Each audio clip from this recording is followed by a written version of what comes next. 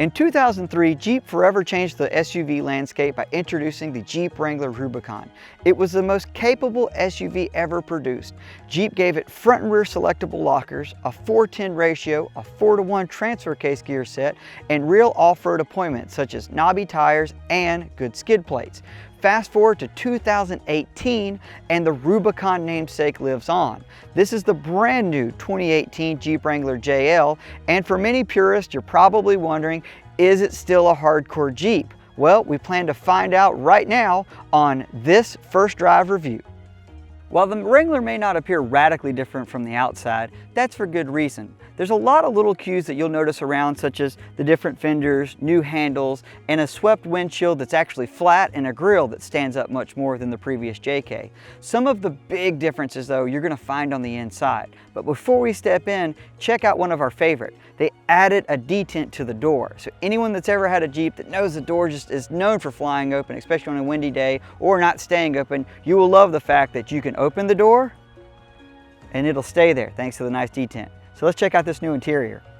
While the JL might not look drastically different on the outside, the interior of the Wrangler tells a completely different story. The dash now has a flatter profile and more pronounced gauge cluster, both styling cues dating back to the YJ and CJ era Jeeps. Our tester was fit with the optional 8.4-inch touchscreen navigation unit, which was paired with Jeep's 4th generation Uconnect system. Couple this with an incredibly useful backup camera and infotainment center, and the Wrangler begins to inch closer to the realm of a luxury SUV. There are new menu options in the display cluster, which shows you a mix of basic temperature readouts all the way to a trick inclinometer. This is also where you'll find an indicator letting you know that the new auto start-stop feature is activated. While it's a great way to save a little fuel, we found ourselves routinely switching it off. This may have contributed to the Wrangler's 17 mile per gallon as tested mileage, but our time in four-wheel drive wasn't helping the gas costs either.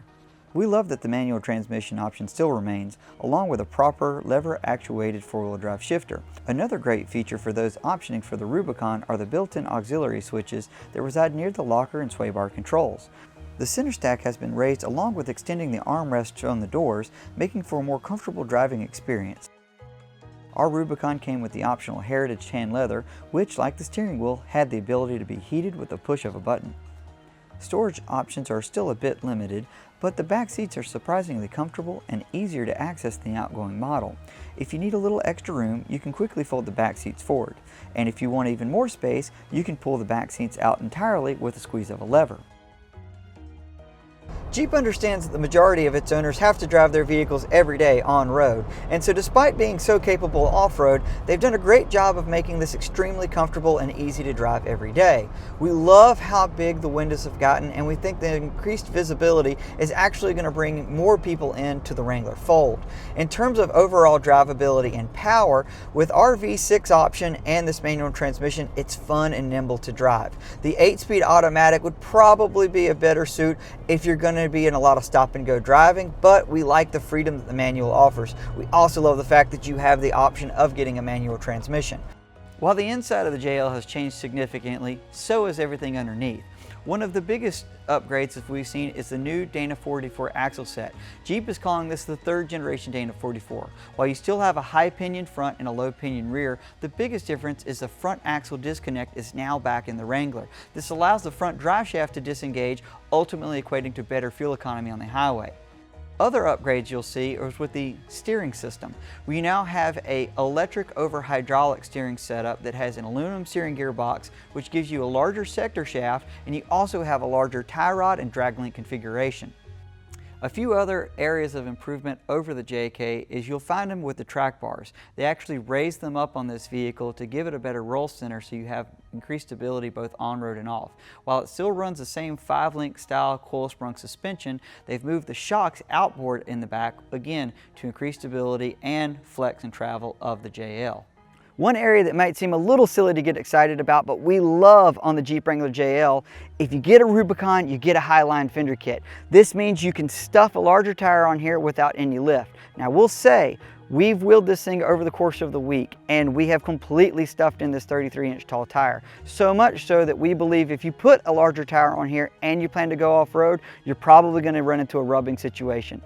That being said, we know this fender inner liner, it can be separated from this. You'll have to do something about your turn signal. If you're an aftermarket guy, you'll figure it out. But there are ways you can run a larger tire without having to modify the suspension on this vehicle.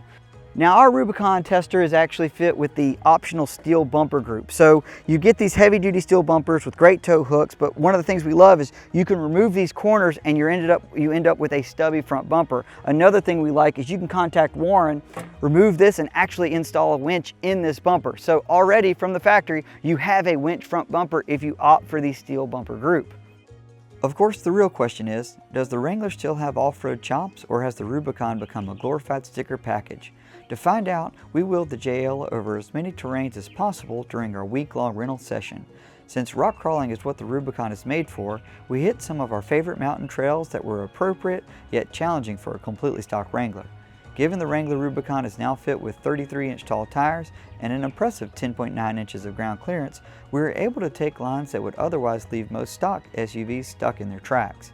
With the best approach and departure angle of any SUV on the market, threading the Jeep up and over twisty, rocky trails was accomplished without a lot of drama. Control is especially critical off-road and can be a little tricky with a manual transmission. Thankfully, our Rubicon 6-speed manual came with a 5:13:1 first gear ratio, which when combined with the 4:1 transfer case and 4:10 differential gear set, offered a tractor-like 84.2:1 crawl ratio. This made crawling especially easy. For times we needed a bit more wheel speed, we simply grabbed a higher gear.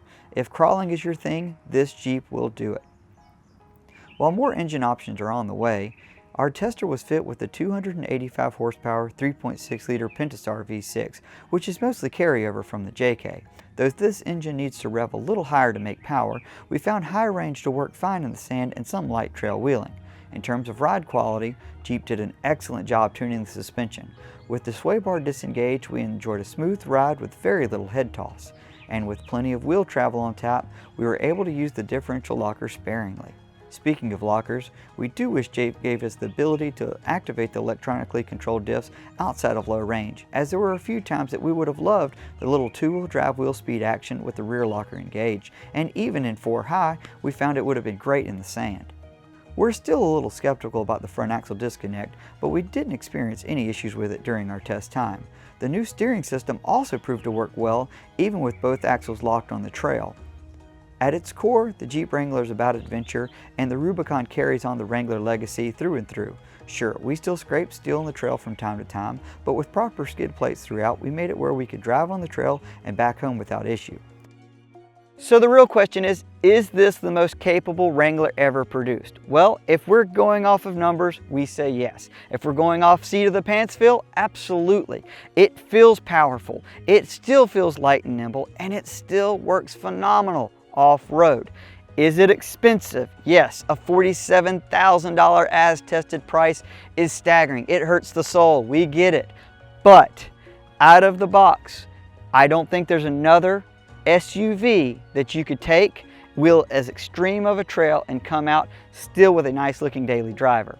So until next time, be sure to find out more at drivingline.com and go to your local Jeep dealership and give one of these things a test drive.